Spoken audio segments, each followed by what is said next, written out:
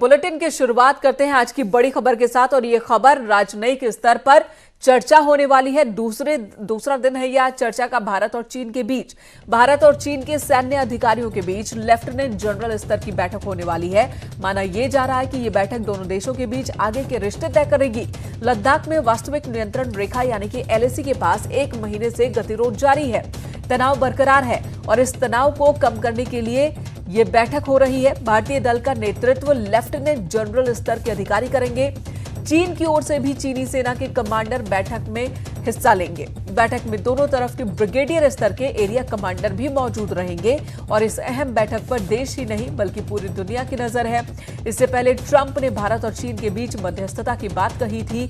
लद्दाख के चुशूल के सामने मोल्डो में ये बैठक आज सुबह 9 बजे होने वाली है, यानी कि अब से ठीक 1 घंटे बाद। मोल्डो टकराव की जगह से 20 किलोमीटर की दूरी पर स्थित है। अब सबकी निगाहें इस मीटिंग पर टिकी हुई है कि आखिर एशिया में चीन और भारत के बीच जो स्थिति बनी हुई है, तनाव बना हुआ है, उसका हल किस तरह से एलएसी पर निकलता है। भारत और चीन में डिविजनल कमांडर स्तर की बैठक पहले हो चुकी है और अब ये बैठक हो रही है। जो सीमा विवाद है उसे लेकर कमांडर स्तर की ये बैठक हो रही है। और इस वक्त हमारे साथ शैलेंद्र वांगू, एडिटर नेशनल, हमारे साथ मौजूद है। जो मीटिंग आज की है, पहली बार इस स्तर की मीटिंग चीन और भारत के बीच हो रही है, क्या उम्मीद लगाएं? बिल्कुल मेनका, आपको बता दें कि हालांकि इससे पहले जो मिलिट्री लेवल की बातचीत कई राउंड्स में हुई है वो बेनतीजा रही। लेकिन अब ये कोर कमांडर लेवल पर पहली बार है कि जब इस मसले को हल करने के लिए, इस मुद्दे को हल करने के लिए कोर कमांडर लेवल पर बातचीत हो रही है। 14 कोर जो है आर्मी का, उसके कोर कमांडर लद्दाख में है और वो अब से कुछ देर बाद वहां पहुंचेंगे और ये बातचीत सुबह 9 बजे शुरू होगी।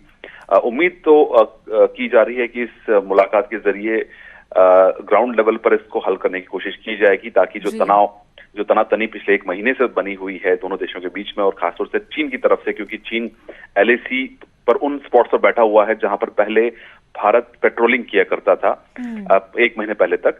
लेकिन अब चाइना, सवाल यही है कि एक तरफ तो चीन अपनी विस्तारवादी नीति के तहत आगे बढ़ता दिख रहा है, वो भारत की सीमा में घुसने की कोशिश और लगातार परेशान कर रहे हैं उसके सैनिक, और दूसरी तरफ चीन ही बार बार बोलता है, खुलकर बोलता है कि हम बातचीत के लिए तैयार हैं, हम समाधान के लिए तैयार हैं, गतिरोध खत्म करने के लिए तैयार हैं। तो ये किस तरह की नीति है चीन की, और इस नीति का सामना भारत किस नीति के तहत कर रहा है? देखिए, फिलहाल जो टकराव है वो लगातार बना हुआ है, तनातनी बनी हुई है। दोनों देशों की जो सेनाएं हैं वो आमने सामने हैं, लेकिन एक पॉजिटिव, एक सकारात्मक माहौल तब बना है जब 1 दिन पहले ही, यानी आज मिलिट्री लेवल की बातचीत से 1 दिन पहले ही इस मुद्दे को लेकर पहली बार डिप्लोमेटिक स्तर पर, यानी कि राजनयिक स्तर पर इस मसले पे बातचीत हुई है। एक सही माहौल बना है।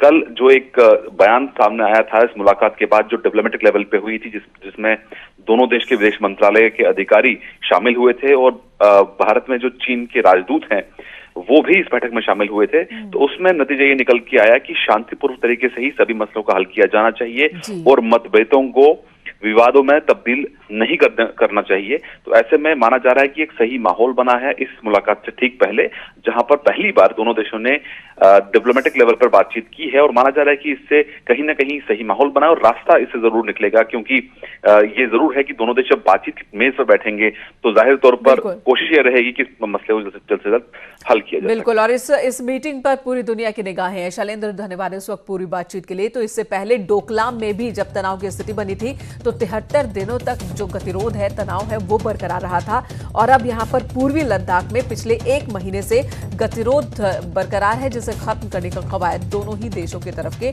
जो सीनियर अधिकारी हैं वो